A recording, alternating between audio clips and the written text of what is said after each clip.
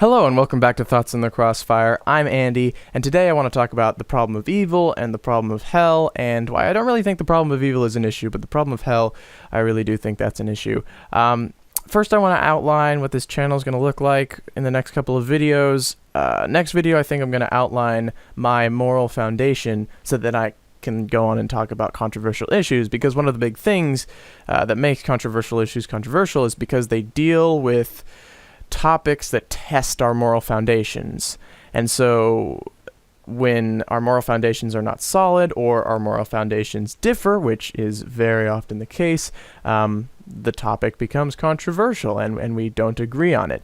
So typically it's going to happen with fringe cases of morality, such as we all agree that murder is wrong, but on the fringe cases of murder, at the very beginning of life and at the very end of life with, DNRs and, terminally ill patients, should they be able to have doctor-assisted suicide? Should abortions be legal or whatever? On the fringe cases of that, we have controversy. And that's because it's really testing our moral foundations, and we don't have our evolutionary biological morality very strongly inclinated in one way or the other on those ones. So they become controversial. So establishing a really strong moral foundation is really important before you can tackle controversial issues. And I feel like just people don't really have that. Even religious people don't really have that, because there are so many different ways of interpreting the same text, and not to mention all the different texts that people have. So it's really important to establish that. So I think that's what I'm going to do next video, and then we can get into that kind of real thoughts in the crossfire kind of stuff. But today might be controversial too. If you believe in God, then you'll probably disagree with me unless I convince you in this video. So the problem of evil, let's start there. So the problem of evil, really old, really famous problem in theology. And it basically starts like this. If you have an omnibenevolent and an omnipotent God, how can there be evil in the world? Omnibenevolent, he's all good. Omnipotent or omnipotent, he is all-powerful, so how is there evil in the world? And the first defense, the most common one by far, and the one that I used at first when I was a Christian, is the free will defense. It's pretty popular. Basically goes, a world without free will would be worse than the world with free will, but the world with free will does result in people doing evil things through their own free will. But it would be even worse if there wasn't any free will. So then we get evil. And that seems pretty good, and that might explain moral evil, which is, people or moral agents, but for us that's people doing things. But what about natural evil? Natural evil is stuff that happens that we agree is bad, but it's not something that agents acting in free will cause. Tsunamis, earthquakes, tornadoes, that kind of stuff, right? Mosquitoes. Natural evil that we don't cause. So what's the explanation for that? And I didn't see this anywhere else. I kind of came up with it on my own, and this was back when I was a Christian. But I actually still think it's a good refutation of the problem of evil, which is essentially the argument from heaven, which states that the amount of evil is entirely arbitrary, because when compared to no evil, which is supposed to be what heaven is, it's entirely arbitrary how much evil there is here. We also don't have a reference frame. We don't have a reference frame to say how much evil there actually is here. This might be one of the least evil worlds possible, or it might be one of the most evil worlds possible. We have no idea.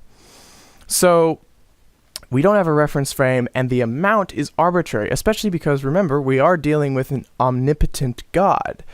So for an omnipotent being, the amount of evil that he creates is entirely arbitrary. And because it's entirely arbitrary, I think that takes into account natural evil. And I still think that that's valid. If you want to convince me otherwise, go ahead. I'm very open to arguments against that. But so far as I can tell, the problem of evil isn't really a big issue. What I think is a really big issue in theology is the problem of hell, and it's not addressed nearly as often because it's a much more difficult problem to overcome without just saying mysterious ways. So, problem of hell basically goes like this. We live finite lives, we commit finite crime. on whatever standard, no matter whose standard you look at, we commit finite crime, not infinite crime. Yet the punishment that we're supposed to get if we don't accept God for our crime is infinite. It's supposed to be eternity in hell. And that doesn't make any sense. That's just unjustifiable. Infinite punishment for finite crime. It doesn't make any sense. And one refutation that I kind of came up with for this when I was a Christian was basically taking time out of it. Because remember, God is also supposed to be omni-anterior. He's supposed to be outside of everything. I hope I used that word correctly.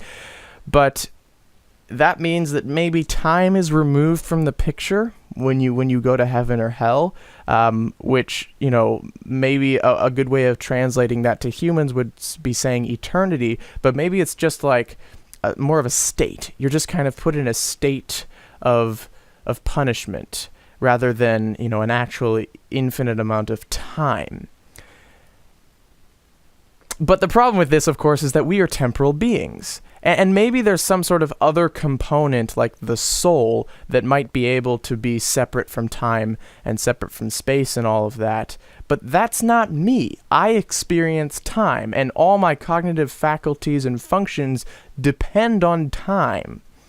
And when you take time out of it, it's not me anymore.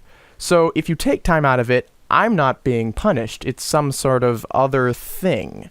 Maybe my soul is being punished, but that's not me. And if you have time in it, then it's just a completely unjustifiable finite crime turning into infinite punishment. The problem of hell is a big problem, and what I hear from the theological side is mysterious ways. You know, God is just, and we trust that he is just, and he works in mysterious ways. And the issue with mysterious ways, of course, is that makes the religion entirely arbitrary. If you have to resort to saying, well, yes, I guess it doesn't make any sense, but he works in mysterious ways. If you have to resort to that, then it's entirely arbitrary, because I could look at anything else. I can say, you know, that the DC comic universe is an actual, real, historical account. Does it make any sense? Do we see evidence for it? You know, can we test that? You know, does it hold up logically? No, but mysterious ways, you know. We can't comprehend the mind of God. And so when you resort to that, when you have to resort to that, it just makes the religion arbitrary. So I really see the problem of hell as a big issue, and I would love to hear an explanation or a refutation of the problem of evil, but so far as I know, there isn't a good one. So yeah, there you go. Problem of hell, problem of evil, all that. There we go. That's the video. Thanks for watching. Bye.